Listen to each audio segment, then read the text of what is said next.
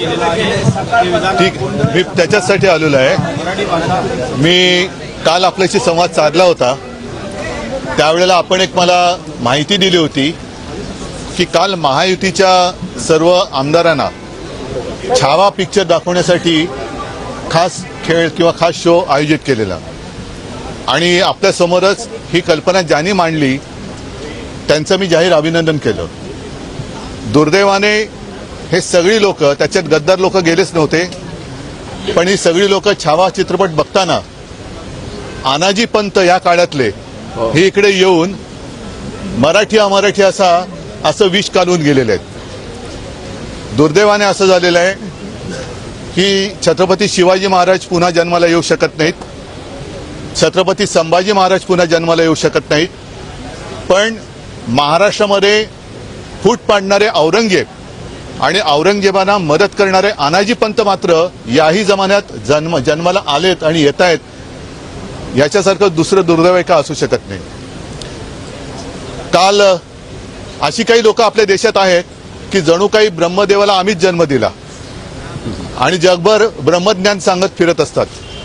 त्यातलेच काल आनाजी पंत, काय त्यांचं नाव, भैयाजी जोशी, आता त्यांची मातृभाषा कोणती कल्पना नाही मला, पण त्यांनी येऊन मुंबईमध्ये घाटकोपरला मुंबईमध्ये राहणाऱ्याला मराठी आलीच पाहिजे अशी काही गरज नाही असं एक द्वेषाचं, आता त्याला गोमूत्र म्हणायचं की काय कळत नाही मला, पण शिंपडून गेले।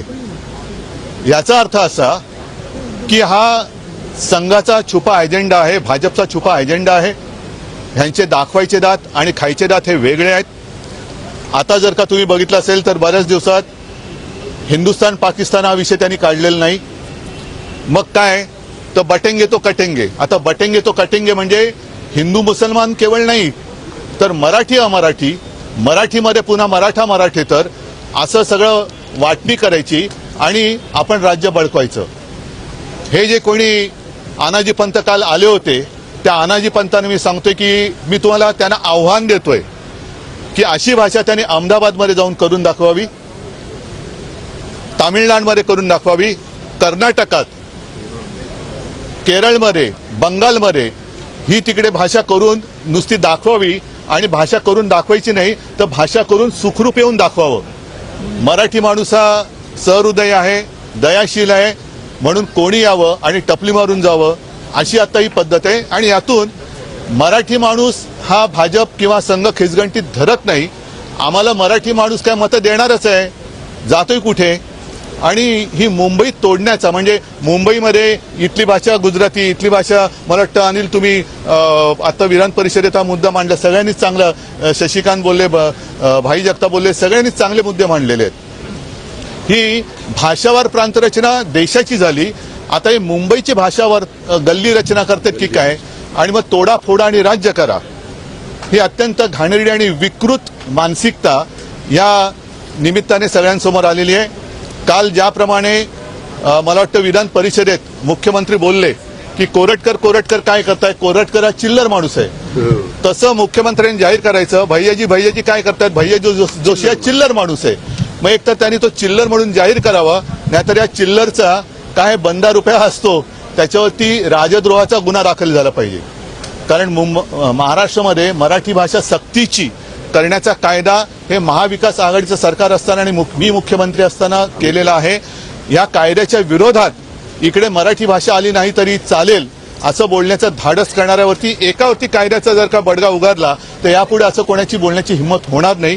आणि नाहीतर मग त्यांनी सांगावं की संघाचा आणि भाजपचा छुपा एजेंडा आहे, एक तर कारवाई करावी, नाहीतर हे जे काय पाप आहे हे त्यांनी मान्य करावं। आतापर्यंत जर का आपण बघाल तर ही संघाची आणि भारतीय जनता पक्षाची नीती आहे की आधी एक पिल्लू सोडायचं आणि ते पिल्लू मोठं झालं तर खांद्यावर घ्यायचं आणि जर का वाटलं की अंगलट येत आहे तर ते झिडकारायचं। त्याप्रमाणे आता गोलमाल उत्तर दिली गेलेली आहे दोन्ही सभागृहात, काही ठामपणाने काही बोललेलं नाहीयेत।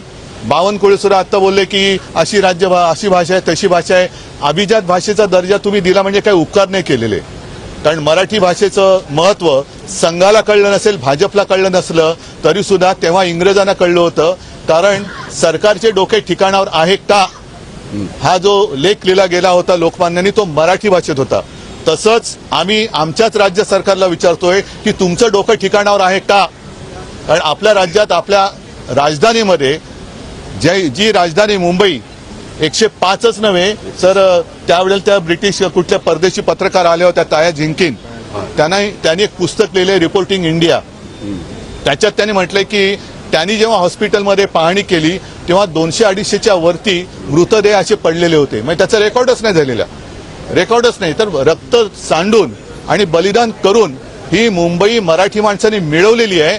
मला संघाला आणि भाजपला सांगायचंय की ज्या वेळेला मुंबईवरती संकट येतं तेव्हा आम्ही सगळे मुंबईकर म्हणून, महाराष्ट्रातले सगळे नागरिक म्हणून एकमेकाला वाचवण्यासाठी पुढे जातो. मग ती नैसर्गिक आपत्ती असेल, जर अतिरेक्यांचा हल्ला असेल, अगदी 92-93च्या दंगलीमध्ये सुद्धा गुजराती माणसानं सुद्धा हिंदू म्हणून वाचवणारी शिवसेना होती. हे वाद लावून पळतात, वाद लावतात आणि पळून जातात. करोनाच्या काळामध्ये सुद्धा सगळेजण आम्ही एकत्रित सगळ्यांना माणूस म्हणून आणि आपल्या देशाचे, महाराष्ट्राचे मराठी माणसंच काय सगळे इतर भाषिकांना सुद्धा आपलेपणाने जपलं होतं. त्या आपलेपणामध्ये तुम्ही साखर टाकू शकत नसला तरी मिठाचा आणि विषाचा खडा टाकू नका. मुंबई एक चांगली महानगरी आहे. ती जिंकायची असेल तर चांगलं काम करून जिंका, विष घालून जिंकू नका. जर का तुम्हाला स्पर्धा करायची असेल तर चांगल्या कामाची स्पर्धा करा. मी मागे एका भाषणात बोललो होतो की याच मुंबईमध्ये शिवसेनेने रक्तदानाचा जागतिक विक्रम केलेला आहे. तसं काहीतरी काम RSSने करून दाखवावं. कारण नाहीतर काय होतं, लढायला तुम्ही आणि मिरवायला आम्ही, अशा पद्धतीने यांचं काम सुरू आहे. तर याचा आम्ही जाहीर निषेध करतोय. माझी तर मागणी आहे की ही अशी विषवल्ली या सरकारने वेळीच ठेचली पाहिजे. आणि नाहीतर या जोशींनी तामिळनाडूमध्ये आजच स्टॅलिनचं आलेलं आहे की त्यांनी भाषिक आता वाद सुरू केलेला आहे. म्हणजे भाजप आता उत्तर विरुद्ध दक्षिण असा आपला देश तोडायला निघालेला आहे. सगळे दक्षिणेतली राज्य आणि तामिळनाडूमधले सगळे पक्ष हे एकत्र झालेले आहेत. कमल हसन आज बोललेले आहेत की यांना इंडिया नाही तर यांना हिंदिया करायचं आहे. या अशा सगळ्या ह्या वादाच्या ठिणग्या टाकून तुम्ही भारत माता की जय बोलू शकत नाही. भारत माता ही सगळ्यांची आहे. महाराष्ट्र हा आमचा सगळ्यांचा आहे. आणि महाराष्ट्रामध्ये येऊन कायद्याच्या विरुद्ध जर बोलत असतील तर त्यांच्यावरती राजद्रोहाचा गुन्हा दाखल केला पाहिजे. त्यांचा आम्ही तर जाहीर निषेध करतोय. पण भारतीय जनता पक्षाने आणि विशेष म्हणजे अगदी भारतीय जनता पक्षामध्ये भारतीय जनता पक्षातले मूळ जे हाताच्या बोटावर राहिले असतील ती लोक, त्याच्यात आलेले सगळे गद्दार, यांना जर का आपल्या मातृभाषेबद्दल प्रेम असेल तर त्यांनी सगळ्यांनी या जोशींचा निषेध केलाच पाहिजे. ही आमची जाहीर मागणी आहे. आम्ही तर करत आहोत. आणि आता मी तुमच्याशी बोलल्यानंतर आम्ही सगळेजण हुतात्मा स्मारकात जाऊन हुतात्म्यांना आम्ही अभिवादन करणार आहोत. तिकडे त्यांना सांगणार आहोत की कोणी किती विष घालवलं तरी आम्ही मराठी माणूस मुंबई आमच्या हातातनं कोणालाही हिसकावून घेऊ देणार नाही. म्हणजे नाही. ज्याप्रमाणे तुम्ही बलिदान केलं त्या बलिदानाची शपथ घेऊन आम्ही मुंबई ही महाराष्ट्रापासून आणि मुंबईची वाटणी आम्ही व्हायला देणार नाही.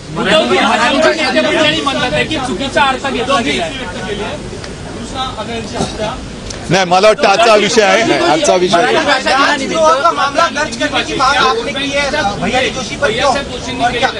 भाजपची जी वोट बँक आहे गुजराती भाषिक आणि हिंदी भाषिक या दोनच भाषांचा उल्लेख भैयासाहेब जोशींनी केला आहे. बरोबर आहे. ही यांचं लक्ष बँकेवरतीच आहे.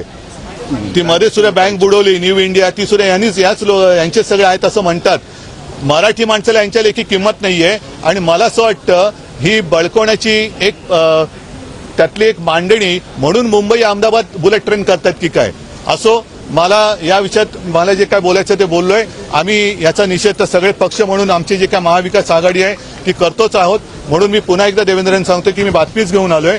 प्रशांत कोरटकर तर चिल्लर, तसं तुम्ही सांगावं भैयाजी जोशी तर चिल्लर आहेत आणि नाही तर त्यांच्यावरती कारवाई करावी.